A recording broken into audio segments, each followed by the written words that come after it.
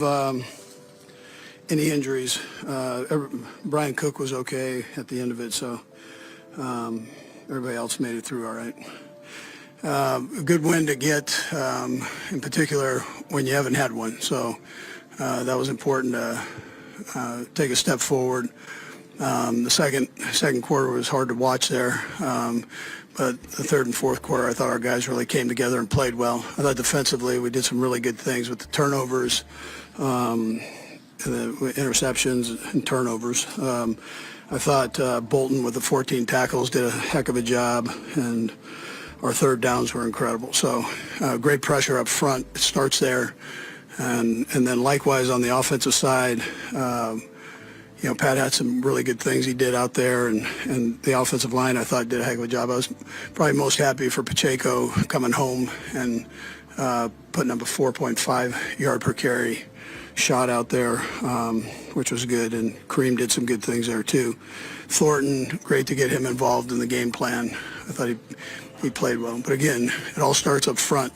That defensive line, Brian's done a nice job as their personnel department of getting these defensive linemen. That's as good a defensive line as there is in this league. And then offensively, he's got some good things going. He's got Wilson there, which is a plus, and then you got a young quarterback behind him, which is also a plus. So the sky's the limit, and they've got good receivers. So it's we looked at the tape.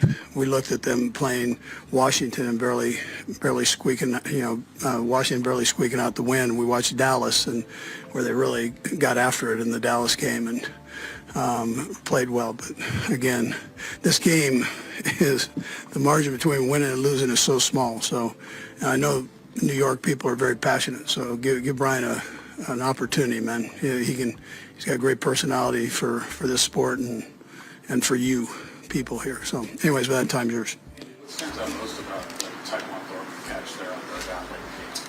Oh, both of them, right? He had the one. I mean, back to back, Pat went to him, and it was a nice job, making the second one go there. So, and he's got, he's showing some things. So that's he's a guy that I know Juju spoke highly of when he was at the Patriots. I mentioned Bill Belichick, gave him big compliments, and he's come in here and done nothing but work hard. And so it's nice to see him getting an opportunity. Andy, did Patrick, was that the call of the play that had you go right back to him on that second play, or was that Patrick's read all the way? Yeah, it was Patrick. Yeah. He wasn't by your design. Nags and I tag team those things, so give Nags a credit on that. And just to come out in the second half, it looked like some juice and execution that maybe you hadn't had. What we played better together is what we did. Played better together. So we had too many mistakes. One thing here, one thing there. Some of that can be that you're just trying too hard at times, and then some dumb things can happen. And so you've got to really stay on top of that. And everything's about execution on the offense side, but you got to have everybody doing it. And then I've got to make sure I get them in the right position to be able to do those things. So it's a team effort, but everybody has to come together on that. And I thought they did a better job with it. Late in the first half, when Patrick recovered that lateral and ripped the ball out of Okereke's hands, when a quarterback makes a play like that, what kind of impact does it have on the rest of the team? Yeah, that was big. I mean, that was that's how he rolls. I mean, he's 100 miles an hour. You've seen the last couple of weeks what he's done when he's carried the ball, and we saw it again tonight when he carried the ball. But those kind of things he does, it seems like every week he'll do something like that, and the guys know that he's all in. It's not like he's just throwing the ball back there. He's gonna do whatever it takes to come out on top of the game. What message were you trying to get across to Travis there? Yeah, so I love Travis's passion, and so I'm okay with that. We didn't have enough of it that second quarter. Well, it wasn't where we needed to be. So within reason, he knows when to back off the pedal and knows when to push it too. So that's part I love about him. I mean, the guy's all in. Just sometimes I have to be the policeman. Was there a specific play that was bothering you, or was it more trying something out of him? Or? No, he was all in. He was all in. Listen, he's an emotional guy. He's Irish. Andy, sorry, related, but just related to that. I mean, it looked like you felt like maybe you were telling him to, I hate to put it this strongly, but to back off a little bit. Do you feel like you, within reason, is... Don't make too much of it. I mean, look, he's a passionate guy, and I love that part. So I've been through a lot of things with him, so that's all part of it.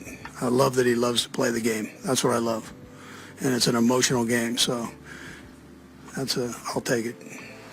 Coach, when you're in that second quarter and it's just not working right, was halftime a welcome thing at that point, or was it hard to kind of dig out while it was going on?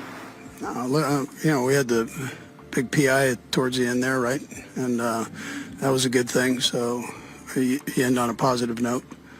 But at the same time, we need to tighten things up as far as making mistakes, getting the guys in the right position, and making sure we were doing the right things, giving them plays, and likewise them executing plays. What do you think of just the secondary tonight, specifically the way that they finished? I love the interceptions, man. Turnovers are a beautiful thing. And then they've got good receivers. That number one is the real deal. He's as good as there is in this league. So for us to be able to put the clamps on him a little bit, that's not an easy chore. He's a heck of a football player. The night at MetLife Stadium after the Kansas City Chiefs' crucial victory over the New York Giants carried an unforgettable energy, where the scoreboard was only part of the story. And the real highlight was the emotional wave that swept through when head coach Andy Reid, holding back tears, praised the performance of star tight end Travis Kelce, the undeniable heart and soul of this team's spirit. In the post-game press conference, Reid spoke less about strategy and statistics and more about the passion, presence, and unshakable drive that Kelce brings, words so powerful they left the media, teammates, and millions of fans feeling the bond between a legendary coach and his gifted protege. This victory was more than a win. It was a love letter to resilience, teamwork, and the kind of motivation that fuels champions and inspires fans like a viral gaming battle or a romantic drama playing out live on the grandest stage. At MetLife, the tension was electric. The Giants fierce with home field pride, ready to turn the night into a fortress of fire, and yet the first quarter proved difficult as the Chiefs struggled to break through. But all eyes, as always, turned to Travis Kelce, the man destined to change everything, and he never let them down. Right in the second quarter, when the Chiefs were ahead, Travis Kelce pulled off a stunning catch right between two Giants defenders. His quick spin, firm control of the ball, and powerful run instantly moved the Chiefs into a strong scoring position. That moment not only gave the team a mental lift, but also opened the door to shift the game's direction later. Travis Kelce once again showed why he is the team's irreplaceable pillar.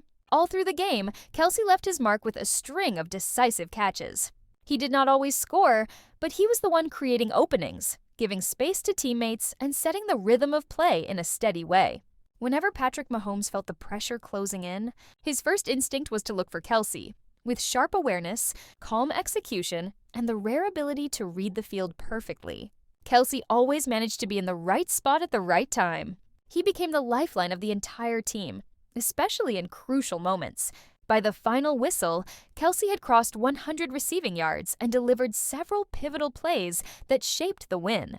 Yet the stats could not fully measure his presence and heart, which carried the team to victory. When Andy Reid entered the press room, he looked calm, but his voice carried deep emotion. After briefly answering questions about tactics, he turned to speak about Kelce with heartfelt words.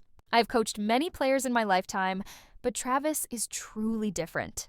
He is not just an incredible athlete, but also a true leader, a loyal teammate.